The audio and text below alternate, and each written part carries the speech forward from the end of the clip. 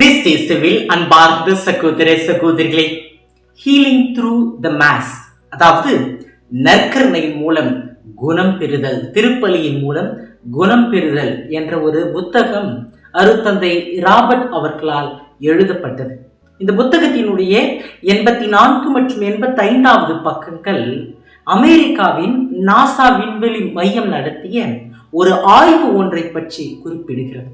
இவர்கள் மனித உடலை சுற்றி இருக்கின்ற சக்தி அலைகளை பற்றிய ஆய்வை மேற்கொண்டார்கள். அதற்கென்று மருத்துவமனையில் இறக்கும் தருவாயில் இருந்த ஒரு மனிதரை வைத்து சோதனை நடத்தினார்கள். அவர்கள் வடிவமைத்த கேமரா மூலம் தங்களது ஆய்வகத்தினுடைய திரையில் மருத்துவமனை அறையில் இருந்த அந்த மனிதனை தொடர்ந்து கண்காணித்தனர். அந்த மனிதனின் உடலை சுற்றி இருக்கின்ற சக்தி அலைகள் வெளிச்சமாக இருப்பதை அவர்கள் பார்த்து கொண்டிருந்தார்கள். அவன் இறக்கும் தருவாயில் அவனுடைய சக்தி அலைகளின் அந்த வெளிச்சம் சிறிது சிறிதாக குறைவதையும் அவர்கள் கவனித்தார்கள். திடீரென்று அந்த அறையில் மற்றொரு பெரிய சக்தி அலைகள் கொண்ட வெளிச்சம் வருவதையும், அது தன்னிடமிருந்து எதையோ எடுத்து அந்த மருத்துவமனையில் இருந்த நோயாளிக்கு கொடுப்பதையும், அதனால் குறைந்து கொண்டே சென்ற நோயாளியின் உடல் சக்தி அலைகளின் வெளிச்சம் மிக அதிகமாக ஆரம்பிப்பதையும் கண்டார்கள். அந்த நிகழ்வின் போது மிகப்பெரிய வெளிச்சம் இருந்ததால் கேமராவில் விஞ்ஞானிகளால் எதையும் தெளிவாக பார்க்க முடியாமல் இருந்தது. அன்பார்ந்தவர்களே, இதை பற்றி விஞ்ஞானிகள் கேட்டறிந்த போது நோயாளிக்கு குருவானவர் வந்து நற்கருணை வழங்கியது தெரிய வந்தது. இதை கண்ட அந்த நாசா விஞ்ஞானி தனது முதிர்ந்த வயதில் குருவாக மாறினார். அமன் பார்த்தவர்களே, இதுதான் நற்கருணை மற்றும் குருத்துவத்தில் பிரசனமாகி இருக்கின்ற இயேசுவினுடைய வல்லமை, அற்புதம். தவகாலத்தினுடைய உச்சகட்டமான இந்த புனித வாரத்தினுடைய முக்கியமான 3 நாட்களிலே நாம் நுழைந்து இருக்கின்றோம். பெரிய வியாழனாகிய இன்று இயேசு நற்கருணை மற்றும் குருத்துவம் என்னும் 2 திருவருட்சாதனங்களை ஏற்படுத்திய நாள். இவை இரண்டுமே இயேசு நம் மீது கொண்ட அன்பின் வெளிப்பாடுகள். அதனால்தான் இன்றைய நாளிலே இயேசு நமக்கு அன்பு கட்டளையையும் தருகின்றார். இயேசு தன் வாழ்ந்த காலத்தில், குறிப்பாக பணிவாழ்வினுடைய அந்த 3 ஆண்டுகளில் வெவ்வேறு விதங்களில் தனது அன்பை வெளிப்படுத்தினார். இந்த அன்பின் ஊற்றாக தான் தன்னையே முழுவதுமாக கல்வாரி பலியிலே அர்ப்பணித்தார். தனது உயிர்ப்புக்கு பிறகு அவருடைய அன்பின் பிரசன்னத்தை நம் மத்தியில் நற்கருணையின் வடிவிலே விட்டு சென்றிருக்கிறார். இது வெறும் அப்பம் அல்ல, மாறாக இயேசுவினுடைய திருவுடல் மற்றும் அவரது அன்பு. அவர் ஆற்றிய அன்பு பணி தொடர்ந்து நம் மத்தியிலே நிறைவேற்றுவதற்காக குருத்துவத்தையும் இந்த நாளிலே இயேசு ஏற்படுத்தி இருக்கின்றார். அன்பார்ந்தவர்களே, இயேசு தனது சீடர்களின் பாதங்களை கழுவுவதன் மூலம் அன்பு வாழ்வு வாழ என்று நம்மையும் அழைக்கின்றார். நற்கருணை. திருத்தந்தை 16ஆம் பெனடிக்ட் தன்னுடைய அன்பின் அடையாளம் என்னும் திருத்தூது அறிவுரையில் நற்கருணையை இயேசுவினுடைய அன்பின் அடையாளமாக எடுத்துரைக்கின்றார். மேலும் இந்த நற்கருணை போற்றப்பட வேண்டும், கொண்டாடப்பட வேண்டும் மற்றும் வாழப்பட வேண்டிய திருவருட்சாதனம் என்பதையும் எடுத்துரைக்கின்றார். நற்கருணை என்னும் திருவருட்சாதனம் கிறிஸ்தவ வாழ்வின் அடித்தளமாக, ஆணிவேராக மற்றும் ஊற்றாக இருக்கின்றது. இதை ஒவ்வொரு நாளும் நம்முடைய வாழ்க்கையில் நம்ப வேண்டும், கொண்டாட வேண்டும் மற்றும் நமது வாழ்க்கையில் வாழ்ந்து காட்ட வேண்டும். இதுதான் இயேசுவினுடைய விருப்பமாகும் மற்றும் திரு அவையினுடைய அழைப்பாகவும் இருக்கின்றது. மறைந்த திருத்தந்தை 2ஆம் ஜான் பால் அவர்கள் என் நினைவாக செய்யுங்கள் என்பது இயேசுவினுடைய வசீகர வார்த்தை அல்ல, மாறாக அது வாழ வேண்டிய வார்த்தை என்கின்றார். நற்கருணை இறைவன் நம் ஒவ்வொருவருக்கும் கொடுத்த அன்பின் பரிசு என்று இந்த அன்பின் அடையாளத்தை நமது வாழ்க்கையிலே வாழ்ந்து காட்ட நாம் முயல வேண்டும். யோவான் எழுதிய நற்செய்தி 6ஆம் அதிகாரம் நற்கருணையை வாழ்வு தருகின்ற உணவாக நம்முன் எடுத்துரைக்கின்றது. இந்த அதிகாரம் நற்கருணையினுடைய 4 பண்புகளை நமக்கு சுட்டி காட்டுகின்றது. 1, அழியாத உணவு, 6ஆவது அதிகாரம் 27வது வசனம். 2, உண்மையான உணவு, 6ஆவது அதிகாரம் 32வது வசனம். 3, விண்ணுலகிலிருந்து இறங்கி வந்த உணவு, 6வது அதிகாரம் 41வது வசனம். 4 வாழ்வு தருகின்ற உணவு.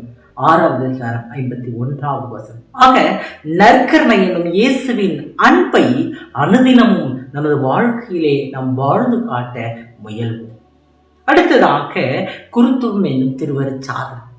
2004ஆம் ஆண்டு மறைந்த திருத்தந்தை புனித 2ஆம் ஜான் பால் அவர்கள் குருக்களுக்கான தன்னுடைய கடிதத்திலே இயேசுவினுடைய இந்த இறுதி இராவுணவின் போது குருக்கள் பிறந்தார்கள் என்று கூறுகிறார். அதாவது குருத்துவம் நற்கருணையிலிருந்து பிறந்தது என 2 திருவருட்சாதனத்திற்கும் உள்ள தொடர்பை அவர் எடுத்துரைக்கின்றார். குருத்துவம் இன்றி நற்கருணை இல்லை, நற்கருணை இன்றி குருத்துவம் இல்லை என்கின்றார்.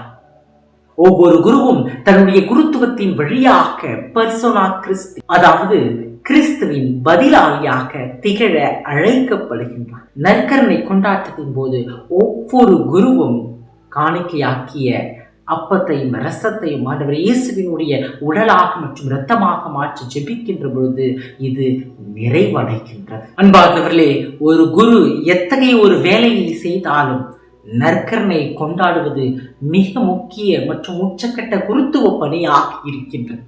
பழைய ஏற்பாட்டு குருத்துவம் இறை அன்பை மட்டுமே சுட்டி காட்டியது.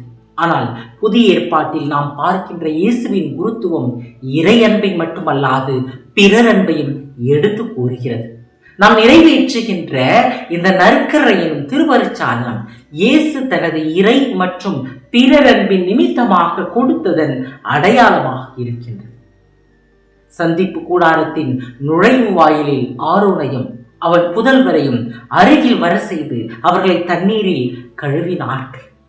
விடுதலை பயணம் 29வது அதிகாரம் 4வது வசனம், லேவியர் புத்தகம் 8வது அதிகாரம் 6வது வசனம். ஆக கழுவுதல் பழைய ஏற்பாட்டு குருத்துவத்தோடு தொடர்பு கொண்டதாக இருக்கிறது என்பதை நாம் உணரலாம். இன்றைய நாளிலே இயேசு தன்னுடைய சீடர்களின் பாதங்களை கழுவுகிறார். பழைய ஏற்பாட்டிலே எபிரேய அடிமைகள் பாதங்களை கழுவ கட்டாயப்படுத்தப்பட்டார்கள். அதன் பின் இஸ்ராயல் மக்கள் தங்களது வீடுகளுக்கு வருபவர்களின் கால்களை கழுவி தங்களது அன்பை வெளிப்படுத்தினார்கள். இன்றைக்கும் வட இந்தியாவிலே பழங்குடியின மக்கள் வீட்டிற்கு வருகின்ற விருந்தாளிகளினுடைய கால்களை கழுவி வீட்டிற்குள் வரவேற்று தங்களது அன்பை வெளிப்படுத்துகிறார்கள். அன்பார்ந்தவர்களே, இயேசு தன்னுடைய சீடர்களின் பாதங்களை கழுவுவது என்பது அவர்களுக்கு மட்டுமல்லாது நமக்கும் தனது அன்பை வெளிப்படுத்தி அன்பின் பணிவாழ்வை ஏற்றுக்கொள்வதற்கான ஒரு அழைப்பாகும். இன்றைக்கு நாம் அவருடைய அந்த அன்பிலே வாழ்வதற்கு அழைப்பு பெறுகின்றோம். அன்பில்லாதோர் கடவுளை அறிந்து கொள்வதில்லை, ஏனெனில் கடவுள் அன்பாய் இருக்கிறார். 1 யோவான் 4வது அதிகாரம் 8வது வசனம். என அன்பாய் இருந்து அன்பை வாழ்ந்து காட்டி அதே அன்பை நாம் வாழ்வதற்கு அன்பு கட்டளைகளையும் நமக்கு தருகிறது. இன்றைய முதல் வாசகத்தில் இஸ்ராயல் மக்கள் கொண்டாடிய முதல் பாஸ்கா விழாவை பற்றி வாசிக்கின்றோம். இது அவர்களுடைய விடுதலை பயணத்தின் துவக்கமாகவும் இறைவனுடைய அன்பை வெளிப்படுத்துகின்ற ஒரு நிகழ்வாகவும் இருக்கின்றது. ஊரும் இரத்தமும் கொண்ட அப்பிள்ளைகளைப் போல் அவரும் அதே இயல்பில் பங்கு கொண்டார். இவ்வாறு சாவின் மேல் ஆற்றல் கொண்டிருந்த அலகையை சாவின் வழியாகவே அழித்து விட்டார். எபிரேயர் 2வது அதிகாரம் 14வது வசனம். மற்றும் கடவுள் பணியில் அவர் இரக்கமும் நம்பிக்கையும் உள்ள தலைமை குருவாயிருந்து மக்களுடைய பாவங்களுக்கு கழுவாய் ஆகுமாறு எல்லாவற்றிலும் தம் சகோதர சகோதரிகளைப் போல் ஆக்க வேண்டியதாயிற்று. எபிரேயர் 2வது அதிகாரம் 17வது வசனம். என்னும் இறை வார்த்தைகள் இயேசு நற்கருணை மற்றும் குருத்துவத்தில் வெளிப்படுத்திய அன்பை நமக்கு புலப்படுத்தி காட்டுகின்றது. அன்பானவர்களே, இன்றைய இறை வார்த்தை பகுதி இயேசுவினுடைய இந்த 2 முக்கியமான செயல்பாடுகளை நமக்கு எடுத்துரைக்கிறது. அவர் தனது சீடர்களினுடைய பாதங்களை கழுவியது, மற்றொன்று அவர் தனது கடைசி ஆவுணவின் போது அப்பத்தை பெற்று தன்னுடைய சீடர்களுக்கு பகிர்ந்தளித்தது. இந்த 2 செயல்பாடுகளையும் இயேசு செய்த பின் தான் செய்தது போல தனது சீடர்களையும் செய்வதற்கு அழைப்பு தருகின்றார். இன்றைய நற்செய்தியிலே இயேசு தன்னுடைய சீடர்களின் பாதங்களை கழுவிய பின் இறுதியாக நான் செய்தது போல நீங்களும் செய்யுமாறு நான் உங்களுக்கு முன்மாதிரி காட்டினேன். ஆகவே ஆண்டவர் போதகருமான நான் உங்கள் காலடிகளை கழுவினேன் என்றால் நீங்களும் ஒருவர் மற்றவருடைய காலடிகளை கழுவ கடமைப்பட்டிருக்கிறீர்கள். யோவான் நற்செய்தி 13வது அதிகாரம் 15வது வசனம். இன்றைய 2ஆம் வாசகத்தில் இந்த கிண்ணம் என் இரத்தத்தால் நிலைநிறுத்தப்படும் புதிய உடன்படிக்கை, நீங்கள் இதிலிருந்து பருகும் போதெல்லாம் என் நினைவாக்கு இவ்வாறு செய்யுங்கள். 1 கொரிந்தியர் 11:25 தனது அன்பின் செயல்பாடுகளை, அதாவது அவர் வாழ்ந்த அன்பு வாழ்வை தன்னுடைய சீடர்களும் வாழ்வதற்கான ஒரு உயர்ந்த அழைப்பை இயேசு நமக்கு தருகின்றார். அன்பார்ந்தவர்களே, இயேசு செய்தார், தனது சீடர்களை செய்ய சொன்னார். அவர் பிறர் மீது அன்பை காட்டினார், தன்னுடைய சீடர்களையும் ஒருவர் மற்றவர் மீது அன்பு செய்வதற்கு அழைப்பு தந்தார். உலகில் வாழ்ந்த தமக்குரியோர் மேல் அன்பு கொண்டிருக்கின்ற அவர் அவர்கள் மேல் இறுதி வரையும் அன்பு செலுத்தினார்.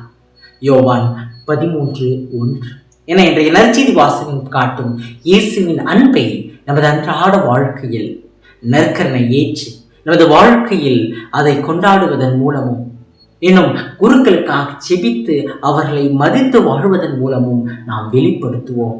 அன்பிய வாழ்வு வாழ்ந்து இயேசுவின் அன்பில் இணைவோம். இறைவன் நம் ஒவ்வொருவரையும் ஆசீர்வதிப்பார்.